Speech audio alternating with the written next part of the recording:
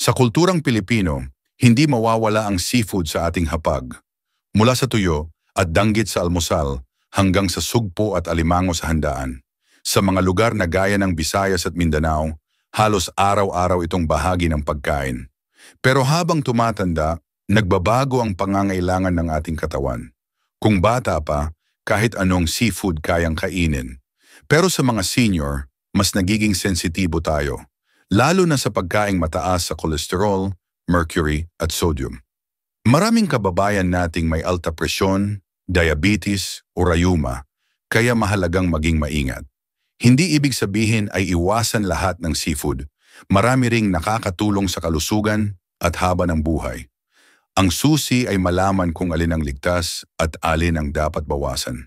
Sa video na ito, tatalakayin natin ang 4 na seafood na delikado sa senior at 4 na dapat kainin para sa mahabang buhay, kasama ang mga halimbawa at kwento mula sa ating tradisyon at karanasan bilang Pilipino.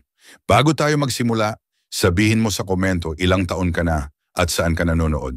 Ngayon, simulan na natin. 4 seafood na delikado sa mga senior. Unang seafood, alimango o crab. Sa Pilipinas, ang alimango ay itinuturing na espesyal na pagkain. Madalas itong ihain sa handaan, pista o kapag may balikbayan na dumating mula abroad. Kilala ito sa malinamnam na laman at masarap na taba, lalo na kung niluto sa gata na may kasamang kalabasa at sitaw. Pero para sa mga senior, ang alimango ay isa sa mga seafood na dapat limitahan o iwasan. Bakit? Una, mataas ito sa kolesterol na maaaring magpalala sa kondisyon gaya ng alta presyon at sakit sa puso. Ayon sa mga pag-aaral, ang pagkain ng alimango nang madalas ay nakakapagpataas ng LDL o bad cholesterol na nagdudulot ng pagbara sa mga ugat. Bukod dito, ang taba ng alimango na paborito ng maraming Pilipino ay may mataas ding purine content. Ang purine ay nagiging uric acid sa katawan na maaaring magdulot o magpalala ng gout o rayuma.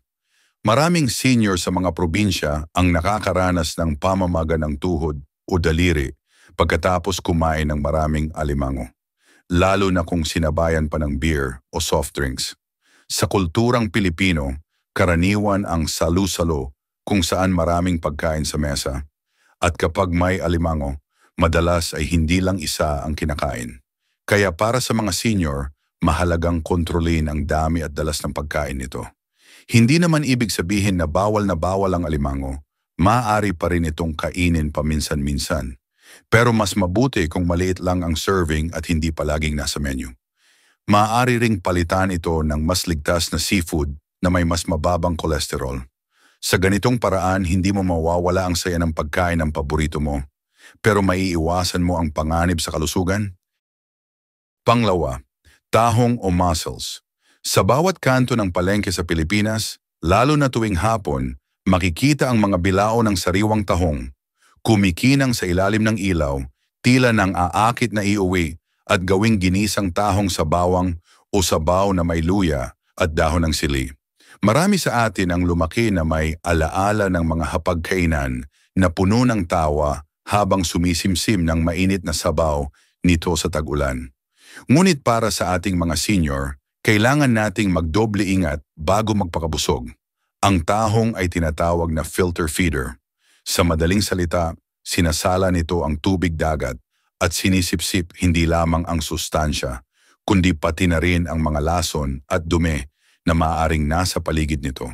Kapag ang pinagmulan ng tahong ay mula sa maruming tubig o apektado ng red tide, posibleng naglalaman ito ng paralytic shellfish toxins, isang mapanganib na lason na maaaring magdulot ng pamamanhid ng kalamnan, pagsusuka o sa matinding kaso ikamatay. Bukod sa lason, ang tahong ay may mataas na sodium lalo na kapag niluto sa mga paboritong Pinoy style tulad ng adobo na may toyo o tinapang tahong.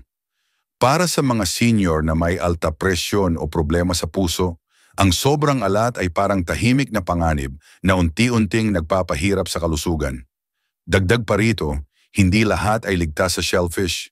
May ilan na biglang nagkakaroon ng pamamantal, pangangati o hirap sa paghinga matapos kumain. Sa mga probinsya, normal na ihain ang tahong kapag pista o reunion dahil mura, masarap, at madaling pakainin ang maraming bisita. Pero tandaan, ang kasiyahan ay hindi dapat maging kapalit ng kaligtasan. Kung talagang hindi mapigilan ang pagnanais sa tahong, siguraduhin na ito ay mula sa mapagkakatiwalaang supplier at niluto ng mabuti.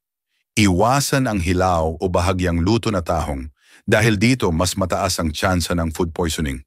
Sa huli, ang tahong ay parang matandang kaibigan na may sikreto. Masarap kasama paminsan-minsan. Pero kapag hindi pinag-ingatan, pwedeng magdala ng sakit. Kaya para sa ating mga senior, piliin ang ligtas. At huwag hayaang isang simpleng ulam ang sumira sa mahabang buhay at masayang alaala sa hapag. Kung nanonood ka pa rin ng video na ito at nakakatulong sa iyo ang mga impormasyong ito, paki-comment ng numero 2 sa ibaba para malaman kung nandito ka. At kung hindi ka pa nakasubscribe, inire-recommend akong mag-subscribe ka at i-on ang bell notification para hindi mo makaligtaan ang mga susunod na videos. Ang iyong suporta ay tumutulong sa amin na makagawa pa ng magagandang content para sa iyo. Ngayon, magpatuloy tayo. Pangatlo, hipon o shrimp. Isa sa mga pinakapaboritong seafood ng mga Pilipino ay ang hipon. Mapaginisang hipon na may kasamang kalabasa at sitaw, sinigang na hipon na mainit-init sa tag-ulan, o simpleng halabos na may bawang at mantikilya para sa pulutan, siguradong hit ito sa anumang handaan, mula sa piyesta sa baryo hanggang sa simpleng salo-salo sa pamilya tuwing linggo. Sa mga karinderya at paluto sa palengke, madalas itong isa sa mga bestseller dahil sa sarap at lutong ng laman. Ngunit sa kabila ng kasikatan nito, mahalagang mag-ingat ang mga senior kapag kumakain ng hipon. Una, mataas ang hipon sa kolesterol na maaaring magpataas ng LDL at magdulot ng mas malaking panganib sa puso. Para sa mga senior na may edad na, mas sensitibo na ang puso at mga ugat, kaya't hindi ligtas kung madalas itong kainin. Pangalawa, mayaman din ito sa purine na nagiging sanhi ng pagtaas ng uric acid sa katawan, isang malaking problema para sa mga may gout o rayuma. Maraming Pilipinong senior ang nagkukwento na sumasakit ang tuhod o namamaga ang daliri pagkatapos kumain ng hipon, lalo na kung sinabayan pa ng iba pang pagkaing mataas sa uric acid tulad ng alig o taba ng hipon. Bukod pa rito, sa panahon ngayon, maraming hipon sa merkado ang galing sa fish farms. Upang mapabilis ang paglaki at maiwasan ang sakit sa mga hipon, gumagamit ang ilang fish farm ng antibiotics at kemikal. Kapag hindi ito nahugasan at naluto ng maayos, maaaring makapasok sa ating katawan ang mga kemikal na ito. Sa kulturang Pilipino, hindi lang laman ang kinakain, madalas ay kasama pati ang ulo at balat ng hipon, kung saan naiipon ang cholesterol, toxins at uric acid. Kung talagang hindi kayang iwasan, mas mainam na pumili ng wild-caught o huling dagat na hipon kaysa farm shrimp. Iwasan ang pagkain ng ulo at alig at limitahan sa kaunting piraso lamang. Maaari rin itong kainin paminsan-minsan, halimbawa sa espesyal na okasyon o pista. Pero huwag gawing bahagi ng pang-araw-araw na ulam, lalo na kung may high blood, diabetes, sakit sa bato o rayuma. Tandaan, mas masarap ang handaan kung pagkatapos nito, masaya pa rin ang katawan at walang iniindang sakit. Pang-4, pusit o squid. Sa Pilipinas, ang pusit ay isa sa mga paboritong seafood na makikita mula sa mga karinderya hanggang sa mga piyesta sa probinsya. Sino ba naman ang makakalimot sa pritong pusit na sinasawsaw sa sukat bawang? O sa adobong pusit na may sariling tinta na parang tinatawag ka para mag-extra rice? Bukod sa sarap, mura rin ito at madaling lutuin, kaya't isa sa mga ulam na laging handa sa hapag ng maraming pamilya. Pero para sa mga senior, kailangan ng kaunting pag-iingat bago sumabak sa pusit feast. Una, mataas ang cholesterol content ng pusit, halos kapantay ng hipon. Para sa mga kabataan, baka hindi gaanong big deal ito, pero para sa mga senior na may mataas na blood pressure o may history ng sakit sa puso, malaking panganib na ang sobrang cholesterol. Bukod dito, mayaman din ang pusit sa purine, isang substance na nagdudulot ng pagtaas ng uric acid sa katawan. Kapag sobra, maaaring matrigger ang gout attacks na pahirap sa mga kasukasuan, lalo na kung mahilig ka pang maghapunan ng pusit kasabay ng kanin at malamig na soft drink.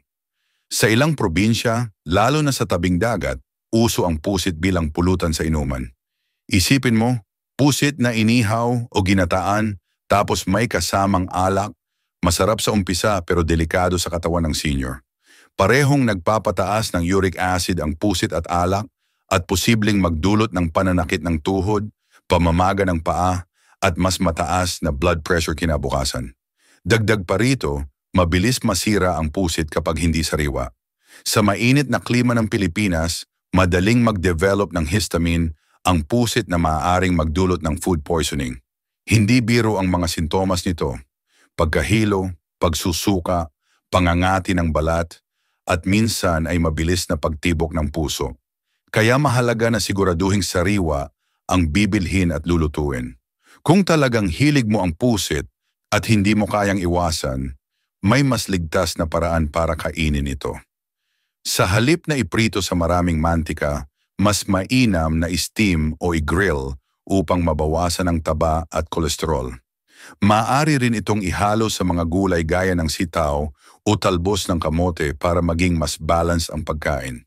Kung nanonood ka pa rin ng video na ito at nakakatulong sa iyo ang mga impormasyong ito, paki-comment ng numero 4 sa ibaba para malaman kong nandito ka. At kung hindi ka pa nakasubscribe, inire-recommend akong mag-subscribe ka at i-on ang bell notification para hindi mo makaligtaan ang mga susunod na videos.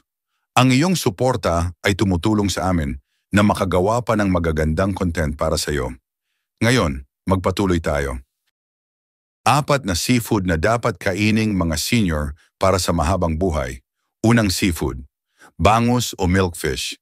Ang bangus ay hindi lang basta isda, ito ay simbolo ng pagkaing Pinoy. Bilang pambansang isda ng Pilipinas, mahahanap mo ito mula sa baybayin ng Pangasinan hanggang sa mga pamilihan ng Davao. Maraming lumaki na ang ulam sa hapag ay sinigang na bangus na may maasim na sabaw galing sa sampalok, paksiw na bangus na niluto ng matagal hanggang lumambot ang laman, o inihaw na bangus na may palaman na kamatis, sibuyas at luya na tinatali ng dahon ng saging para lumabas ang natural na tamis at aroma nito. Para sa mga senior, ang bangus ay isang kayamanan sa nutrisyon. Isa itong mahusay na source ng omega-3 fatty acids na kilalang nakakatulong magpababa ng kolesterol, magpigil ng pamamaga sa kasukasuan, at magpalakas ng tibok ng puso. Hindi tulad ng ibang isda na mataas ang mercury, mababa ang mercury content ng bangus, kaya mas ligtas kainin ng regular. Ang omega-3 ay mahalaga rin para mapanatili ang malinaw na pag-iisip at matalas na memorya, isang malaking tulong habang dumaragdag ang edad. Sa kulturang Pilipino, ang pagkain ng bangus ay may kasamang alaala. Maraming pamilya ang nagkakasama sa kusina habang nililinis ang isda, tinatanggal ang mga tinik at pinupuno ito ng sangkap. May mga lola na may sariling sekreto kung paano gawing mas malasa ang paksiw, o mga tatay na eksperto sa pag-ihaw ng bangus sa uling hanggang maging perpektong golden brown. Kung gusto ng mas malusog na luto, iwasan ang masyadong mamantikang prito. Mas mainam ang inihaw, nilaga, o ginataan gamit ang gata ng niyog at gulay gaya ng talbos ng kamote o malunggay. At kung kaya ng budget, piliin ang bangus na galing sa malinis na palaisdaan o dagat kaysa sa sobrang komersyal na fish farm para mas mataas ang kalidad at sustansya. Sa bawat kagat ng bangus, hindi lang katawan ang pinapakinabangan, puso at alaala rin. Kaya't para sa mga senior na nais ng mahabang buhay at masiglang pamumuhay, ang bangus ay isa sa pinakamainam na kasama sa ating hapag. Panglawa, lapu-lapu o grouper. Ang lapu-lapu ay isa sa mga pinakapinapahalagahang isda sa Pilipinas. Kilala sa malasa at mataas na kalidad ng laman. Madalas itong ihain sa mga espesyal na okasyon tulad ng kaarawan, kasal, binyag at pista, mga sandaling nagtitipon ang pamilya at komunidad. Para sa mga senior, ang lapu-lapu ay hindi lang masarap, kundi isa ring makapangyarihang pagkain para sa kalusugan at mahabang buhay. Mayaman ito sa lean protein, mababa sa taba, at puno ng omega-3 fatty acids na mahalaga sa kalusugan ng puso at kasukasuan. Bukod pa rito, mababa ang mercury content nito kumpara sa malalaking isda gaya ng tuna o espada, kaya ligtas kainin kahit madalas. Sa kulturang Pilipino, iba't iba ang paraan ng pagluluto ng lapu-lapu, mula sa paksiw na may suka at bawang, steamed na may luya at sibuyas, hanggang sa sweet and sour na estilo na hango sa impluensyang Chino. Para sa mga senior, ang steam na lapu-lapu ang pinakamainam dahil hindi gumagamit ng mantika at kontrolado ang alat, kaya mas banayad para sa puso at bato. Ang omega-3 nito ay tumutulong sa pagpigil ng pamamaga, pagpapababa ng presyon ng dugo, at pag-iwas sa sakit sa puso. Bukod sa sustansya, mahalaga rin ang lapu-lapu sa praktikal na aspeto para sa mga nakatatanda. Malambot ang laman nito at kakaunti ang tinik, kaya mas madaling nguyain at lunukin ng mga may problema sa ngipin o gilagid. Sa mga lugar tulad ng Palawan, Batangas at Cebu, itinuturing itong espesyal na regalo para sa mga mahal sa buhay, lalo na kung may senior sa pamilya na kailangang kumain ng masustansya at sariwang isda. Kung layunin ng isang senior na pahabain ang buhay at manatiling aktibo, ang lapu-lapu ay isang matalinong pagpipilian. Piliin lamang ang sariwang huli mula sa palengke o direkta sa mangingisda at lutuin sa paraang simple upang mapanatili ang natural nitong lasa at nutrisyon.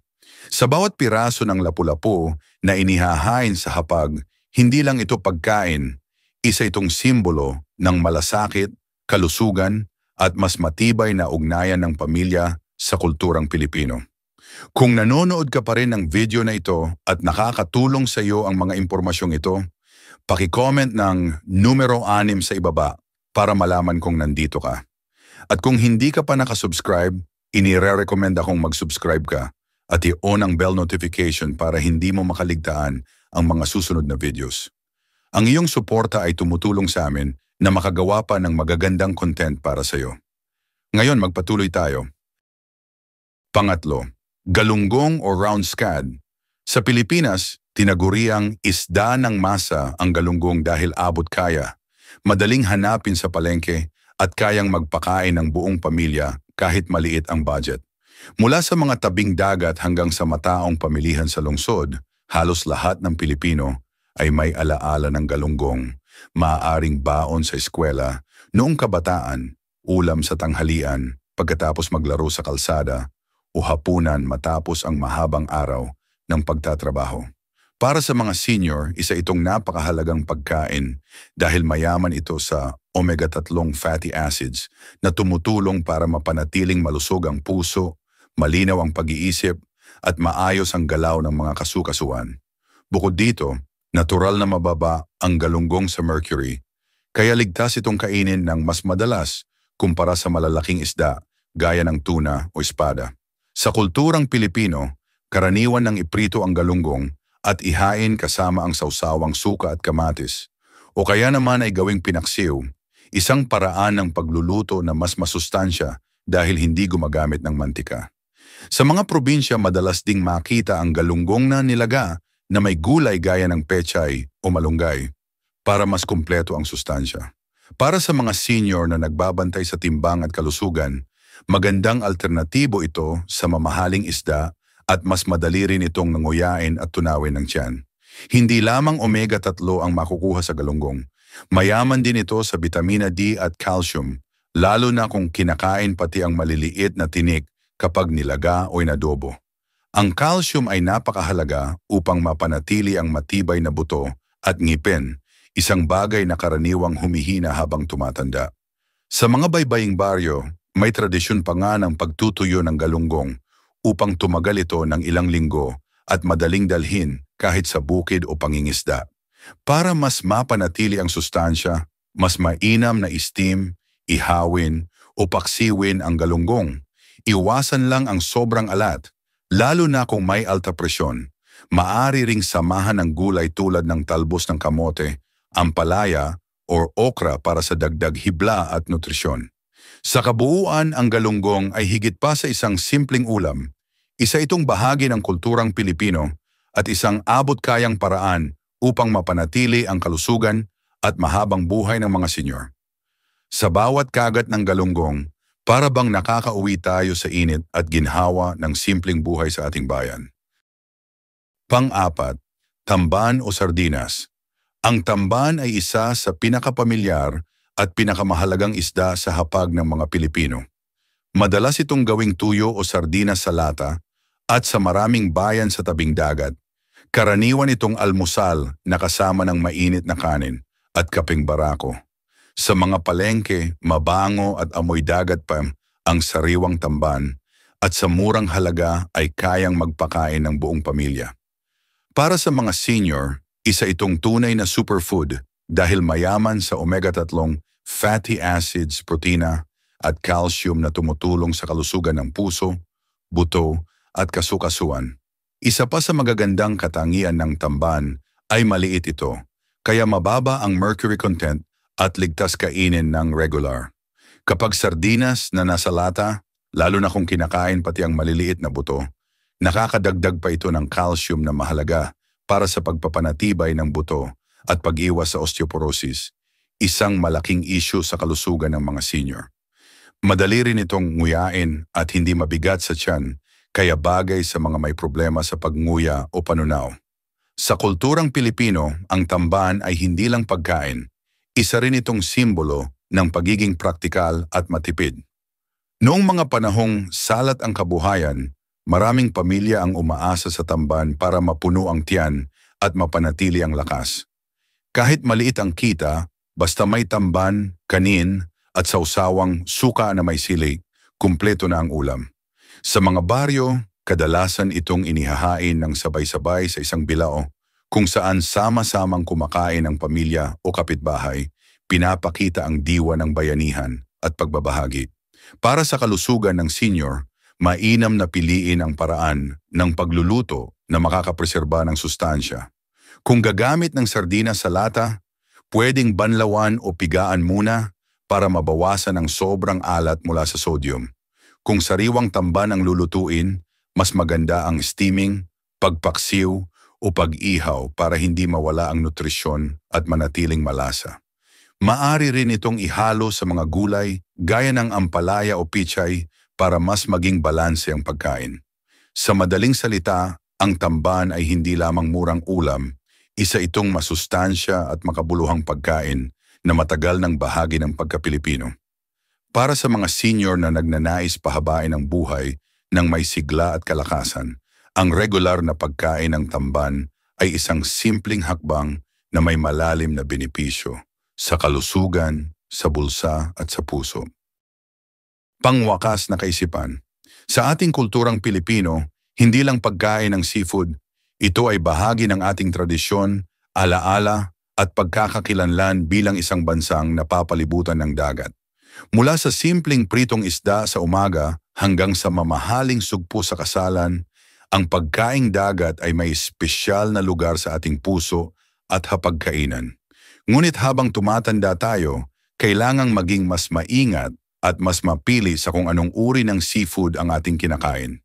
Ang 4 na seafood na dapat iwasan o limitahan, alimango, tahong, hipon at pusit, ay maaaring magdulot ng mas mataas na panganib sa kalusugan ng mga senior dahil sa mataas na cholesterol, purine, sodium at mercury o toxins. Samantalang ang 4 na dapat kainin, bangus, galunggong, tamban at lapu-lapu ay mayaman sa omega-3, protina at iba pang sustansya na tumutulong sa pagpapanatili ng malusog na puso, utak at buto. Sa huli, ang layunin ay hindi lang basta pahabain ang buhay, kundi gawing mas makabuluhan at masigla ang bawat araw ng pagtanda. Sa tamang kaalaman at tamang pagpili ng pagkain, maiiwasan natin ang maraming sakit at masisiguro ang mas mataas na kalidad ng buhay. Tulad ng kasabihan sa atin, anumang sobra ay masama. Kaya't mahalagang balansehin ang pagkain ng seafood, piliin ang makakabuti at iwasan ang makakasama. Kung ating pagsasabayin ang tamang kaalaman, tamang pagkain at masayang pamumuhay kasama ng pamilya, tiyak na mas magiging makulay at mahaba ang ating paglalakbay sa senior years. Kung nagustuhan mo ang video na ito at nakatulong ito sa iyo, mangyaring i-like, mag-subscribe at i-share. Ang inyong suporta ay tumutulong sa amin na patuloy na gumawa ng magagandang content upang kayo ay mabigyan ng kaalaman at inspirasyon. Salamat sa panonood at inaasahan naming makita kayo sa susunod na video.